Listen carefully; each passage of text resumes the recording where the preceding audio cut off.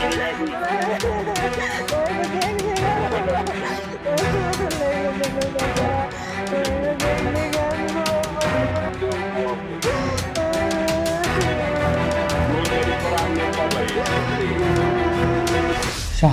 उर्फ अट्टी रहीम शेख मोक्याच्या गुन्ह्यातील फरार आरोपी.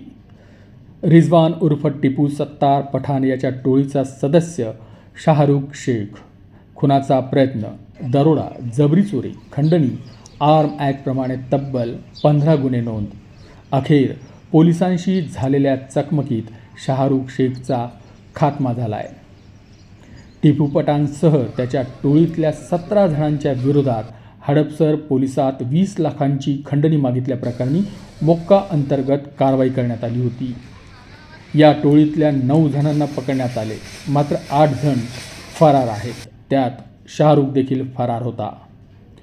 फरार शाहरुखसह इतर 7 आरोपींच्या शोधासाठी गुन्हे शाखा मोहीम राबवत होती. या दरम्यान शाहरुख मोहोळमधील लांबोटी गावातील त्याच्या आत्याच्या घरी पत्नीसह राहत असल्याची खबर पोलिसांना मिळाली होती.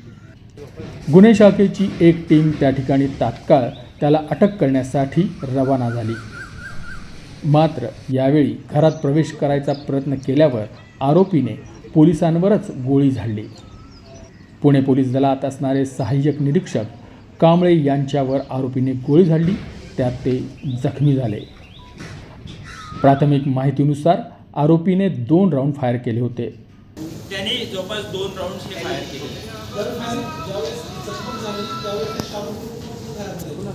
त्यामध्ये त्याच्या खोलीमध्ये शाहरुखची पत्नी आणि 3 लहान मुले त्याच्या नातेवाईकांचीही तिथे त्या खोलीमध्ये होती अशी प्राथमिक माहिती आहे. आणि त्यानंतर देखील तो गोळ्या झाडण्याच्या तयारीत होता. यावेळी शाहरुखची पत्नी नफिसाने देखील पोलिसांना धक्काबुक्की केली. तिच्यावरही मोहोळ पोलिसांनी गुन्हा नोंदवला आहे. यावेळी आरोपीकडे 2 पिस्तूल, 2 कोयते आणि 9 जिवंत कारतुसे सोलापूर पोलिसांनी जप्त केली आहेत. काळेपडळ पोलीस स्टेशन अंतर्गत 100/2025 हा गुन्हा दाखल होता. सदर अटेम्प्ट टू मर्डर ह्या गुन्ह्यामध्ये मोकासुद्धा कालांतराने लावण्यात आला होता. ह्या मोक्याच्या गुन्ह्यामध्ये एकूण 17 आरोपी आहेत आणि त्या 17पैकी आम्ही आत्तापर्यंत 9 आरोपी हे अरेस्ट केलेले होते. 8 आरोपी अजूनही फरार होते. त्या आरोपींचा शोध घेत असतात त्यामधलाच एक आरोपी शाहरुख उर्फ अट्टी रहीम शेख ह्याबद्दलची माहिती काल गुन्हे शाखेच्या अधिकाऱ्यांना मिळाली होती. त्या अनुषंगानं काल 1600 वाजताच्या सुमारास गुन्हे शाखेची एक टीम इथनं सोलापूरसाठी रवाना झाली आणि त्या टीमने तिथे वर्कआउट केला असता लांबोटी गावामध्ये एका ठिकाणी सदरचा आरोपी हा लपलेला आहे अशी माहिती मिळाली.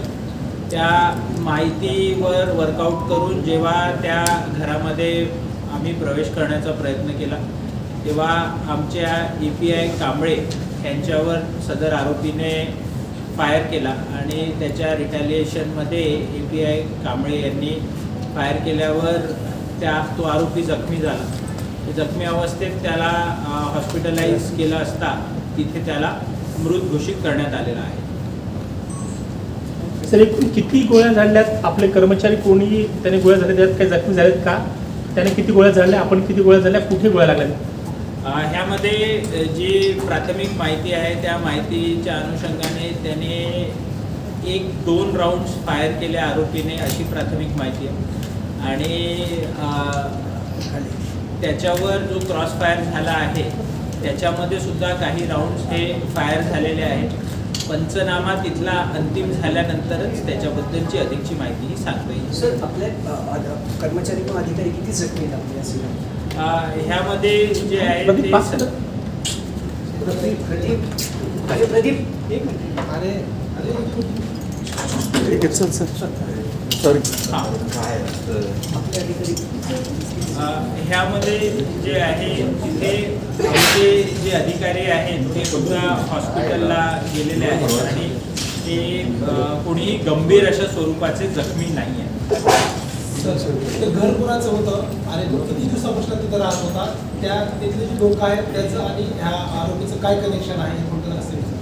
ते त्याचे जे नातेवाईक आहेत त्यांचंच घर आहे. त्या अनुषंगाने एक आम्ही अटेम्प्ट टू मर्डरचा गुन्हा हा नोंदवलेला आहे. पति जो है उन्होंने पहले पुलिस के ऊपर फायर किए, क्या घटना? नहीं सर, मेरे सामने की बात है। सोए हुए थे हम लोग, अभी वो नींद में क्या थोड़ी ना बंदूक लेके घूमेंगे साथ में, सोए थे। वो उठने तक इन्होंने पहले से उनको गोली मार के उनको नीचे गिर गए, वो पहले नीचे गिरने के बाद में फिर ये लोग क्या करे, डर गए सब लोग, और सब लोग अंदर थे जब भी पुलिस वाले। और एक पुलिस वाले ने मेरे बाल पकड़ के, मेरे पीछे था वो रुकेला, बाल पकड़ के मेरे को खींच के लेके गया। और उसके बाद में जैसे नीचे गिरे ना तो वो पुलिस वाले ने, मैंने बंदूक सब देखी उसके हाथ में, वो पहले से लोड करके लेके आया था अंदर, और उसने डायरेक्ट उनके सीने पे गोली मारा नीचे गिरने के बाद में भी। और बाद में मेरे को बोले जाओ, बोले उसको उठाओ करके बोले। तो हाँ, गाली भी दी है गंदी मेरे को। लेडीज पुलिस कोई नहीं थी, उसने डायरेक्ट मेरे को गाली देके नीचे हकाला है वो पुलिस वाले ने जिसने फायर करा। बाल भी खींचा पकड़ के मेरे अंदर। और फिर वो जैसे नीचे गिरे ना तो सबके सब बाहर आ गए पुलिस वाले, और बाहर आने के बाद में फिर अंदर नहीं जाने दिए। फिर मेरे को बोले कि कुछ नहीं, बेहोश हो गया बोले वो, मैं रो रही थी तो बोले कुछ नहीं, हॉस्पिटल में लेके जाता हूँ, तुम्हारे घर वालों को फोन करके बुलाओ, ऐसे करके बोले। पहले फोन भी नहीं लगाने दिए, फिर बाद में से बोले कि लेके आओ बोले। और इन लोग ने क्या करे, मेरे सामने उनके पिस्टन के जो कैप रही थी ना पीछे की, वो गिरी थी, तो ये लोग ने पूरे क्या करे, दहलीज के बाहर निकाल के रखे पूरे उनके, और फोटो काटे। उन लोग ने जैसे अंदर घुस रहे थे ना तो उन लोग वीडियो, उनका कैमरा चालू था, वीडियो बना रहे थे उन लोग, जब उनके फोन में वीडियो चालू थी, उनके पास रहेंगी वो वीडियो। और मैं सब पुलिस वाले लोग को पहचानती हूँ, जिसने फायर करा उसको भी पहचानती हूँ, जितने लोग आए थे सबको मैंने पहचानती। मेरे बच्चे का नाम शाहरुख रहीम शेख। वो 3 महीने पहले चिल्लर झगड़े पर से वो लकड़ी से मारहान हुई करके ने वो 3 महीने से वांटेड है, यानी कि फरार है। और चिल्लर होने पर ये लोग इनकाउंटर करते, इनकाउंटर नहीं, ये लोगों ने मेरे बच्चे का मर्डर किया है। आणि 3 महीने पहले जब उन्हें गुना दाखल हुआ उस पे काले पेट्रोल पुलिस स्टेशन पे, तो वो टाइम को मुझे वहाँ का हवलदार कांबळे, उसने 5 लाख रुपए की मांग किया। पीआई साहब को, पाटिल पीआई साहब को 5 लाख रुपए देना है, तुम दो, तुम हमें केस रफा करते, टीपू पठान की उसमें तुम्हारा नाम डाल देंगे, नहीं हम वो वापस लेते हम करके ने। इन्होंने 5 लाख की मुझे मांग भी की थी, पर मेरे वो औकात नहीं है, या मेरे पास वो 5 लाख में 50,000 की भी औकात नहीं है अभी मेरे, तो उसके लिए मैंने बोला भाई मैं नहीं देता। तो उन्होंने मेरे बच्चे का मर्डर करने को लगाए। वो फिर किसने किया, विनीत फाई वाले ने किया या वो काले पेट्रोल पॉलिटिशियन किया, वो मर्डर हुआ है मेरे बच्चे। यावेळी आरोपीकडे 2 पिस्तुले, 2 कोयते, 9 जिवंत कारतुसं पोलिसांनी जप्त केली आहेत. शाहरुख शेख सराईत गुन्हेगार होता. पुण्यात त्याने दहशत निर्माण केली होती. शाहरुखसारख्या सराईत गुन्हेगाराचा एन्काउंटर झाल्याने गुन्हेगारी विश्वात खळबळ उडाली आहे.